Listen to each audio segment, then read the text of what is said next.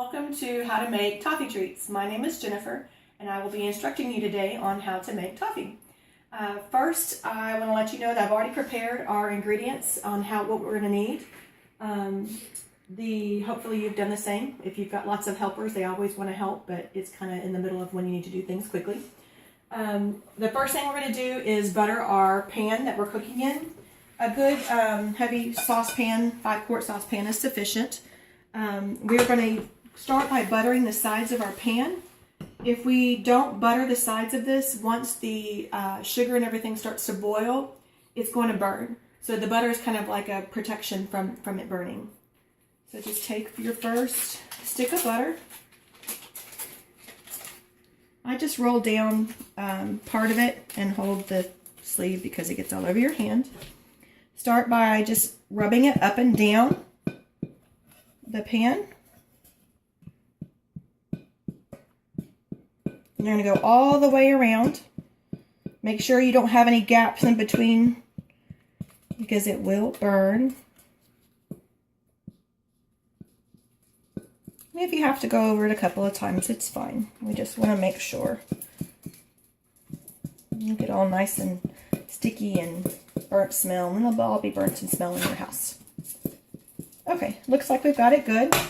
Set it down. Go ahead and put the rest of the stick inside.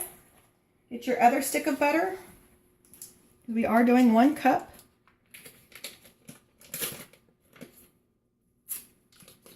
If I can open it. And set that down in there. We're going to put this on a low setting. We want this to melt down, but we don't want it to start boiling or anything. So we're going to let it sit for about 5 or 10 minutes.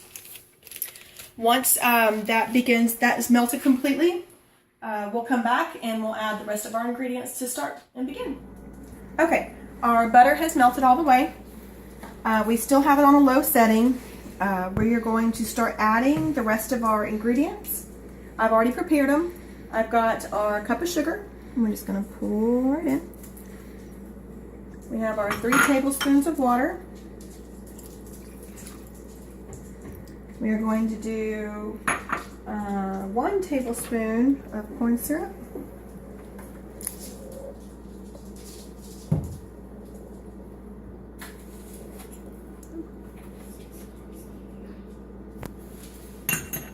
And then I like to add just a little bit, probably about half a teaspoon, 1/4 teaspoon of vanilla. I just like vanilla. So put a little extra in there. And we're going to stir this all up until all the mixture is combined.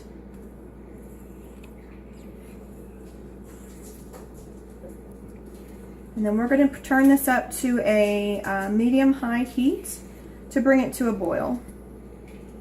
So medium-high. This doesn't take long. It takes probably 3 or 4 minutes. We just kind of gradually stir it. Once this does get to a boil, we're going to turn it down to a medium heat, and we're going to clip our candy thermometer on there. You don't have to stir it fast, just enough to get the mixture all together.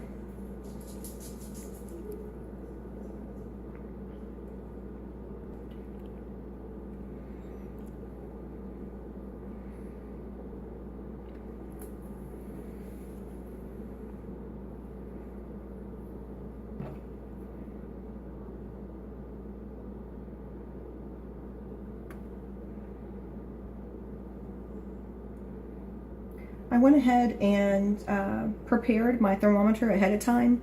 You want to measure out to make sure the tip of the thermometer is not touching all the way to the bottom of the pan. If it's touching the bottom of the pan, you're not getting an accurate reading. The reading that we're wanting to get to is 290 degrees. It's a soft crack stage. If you don't reach it, it gets gooey and it won't be easily to break apart, and you want that to happen. You don't want it to go over to 290 because then you're going to burn your ingredients.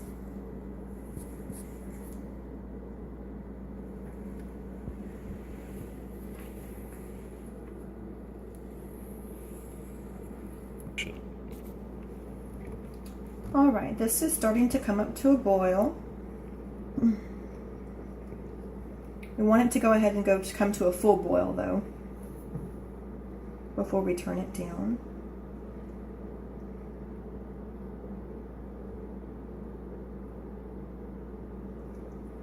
I'm going to go ahead and clip my thermometer on the side, and it is not touching the bottom.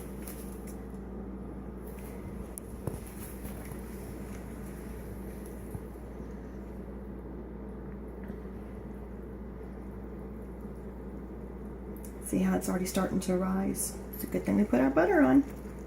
Okay, so it's at a boil. We're going to go ahead and bring this down to medium heat. This does pop out, so be prepared just to kind of stir with your hand away. This is extremely hot, and it will burn you when it comes out of the pot like that. It's boiling hot syrup. We're going to constantly stir this. If we don't stir it, it will burn on the bottoms and the sides. So you just kind of want to keep it at a constant pace. This is going to boil just like this, probably for about 15 minutes. Remember that we're trying to reach 290 degrees. Once it gets to probably about 275, 280, the temperature is going to rise very, very rapidly. So once it gets really probably about 275, just go down and watch your temperature, because I'm telling you, probably about 15 seconds maybe, it's going to hit from 280 to 290 like that. As soon as it gets like that, we're going to sit right here just for a moment, and when we come back, we'll be probably around that temperature, and we'll show you what to do once that happens. Okay, we are sitting at about 275. As you can see, our syrup has gotten, consistency has gotten thicker. If you could had smell-o-vision, you could smell it too. Has that nice sugary smell to it. And see, already we're at 280. So here you want to start stirring a little quicker. Your pan's probably going to scorch a little bit on the bottom, but that's okay, don't worry. That doesn't mean that it's burnt, the coffee's burnt. It's getting more kind of like a caramel color. So keep stirring. We're at about 285, almost 290.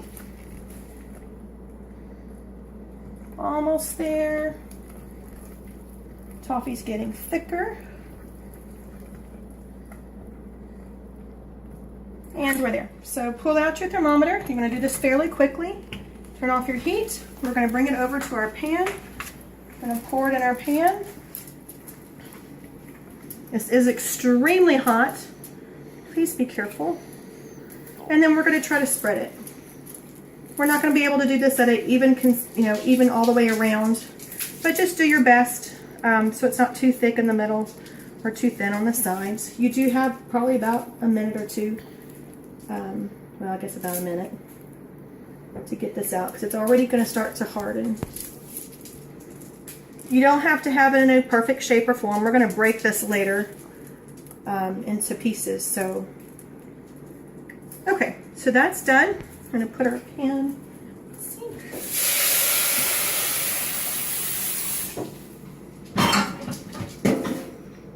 That's going to set for probably about a minute. Let's give it 2 minutes. I think we let it set for 2 minutes. I just kind of want it to harden a little bit, so get hard. And then after that, we're going to add our chocolate chips, and we're going to let those sit for a minute, and then we're going to spread the chocolate. And then after we spread the chocolate, then we're going to sprinkle on the pecans. So if you want to put this on a timer, you can. I just kind of eyeball it. It's going to have a little bit of sweat to it because you're just putting boiling hot toffee onto a pan, so it's going to have the heat coming off of there. It's fine. Don't worry about patting it off or anything. It should be fine. They're going to adhere to it. Also, if you can look at your toffee, how dark it is. If you scorch it, it's going to have really dark spots into here. A little bit. I think I might have 1 or 2. It's fine. It's not going to taste bad. You're not going to have any of the scorched taste on there. It's probably been about a minute.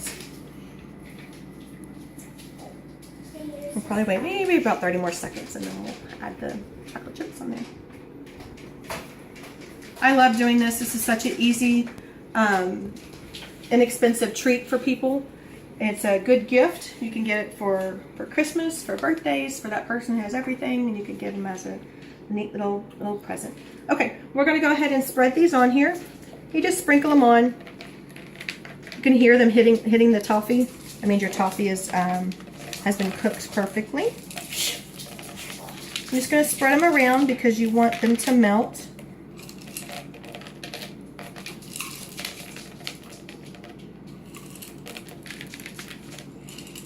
And remember, we're using about a cup of semi-sweet chocolate chips.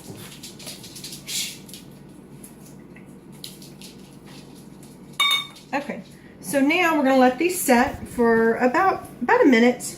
We want the chocolate chips to melt probably about halfway through because it's easier to spread them.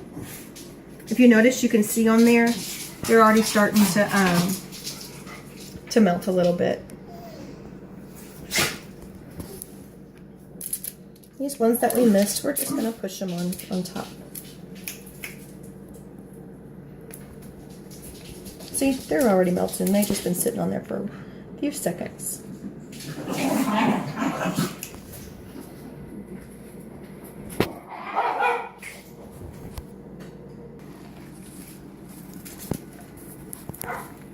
Okay, we are spreading our chocolate. And a lot of the chips aren't melted yet, but as you're spreading, your pan is still hot, so they're gonna melt.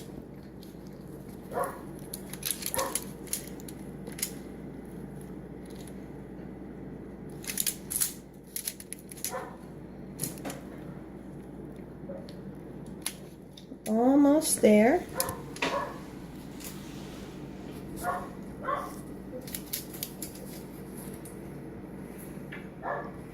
And you just want to try to spread out your chocolate evenly. The same thing we did as the toffee. Obviously we can't do it perfectly, but just make sure you get all the edges. Okay, so we've got all of our edges, and I'm just going to put a little swirl on here, so it just kind of puts a little design in it when you're cutting it up and breaking it up. Okay, so that's done. We're going to sprinkle our pecans. If you don't like pecans, you can leave them off. You can even add almonds. I've seen almonds. I've seen people put peppermint crunches on them. I love pecans, so I'm putting pecans on mine. Also, I toast my pecans. They are the best when they are toasted on this toffee, and just make a really good little bite to them. I like to try to press the pecans in a little bit because the bigger pieces won't stick. So we just press them in. Okay, so we are going to put this in the refrigerator. I'd say leave it in there for about 3 hours because you want this completely solid and completely hard before you start breaking it.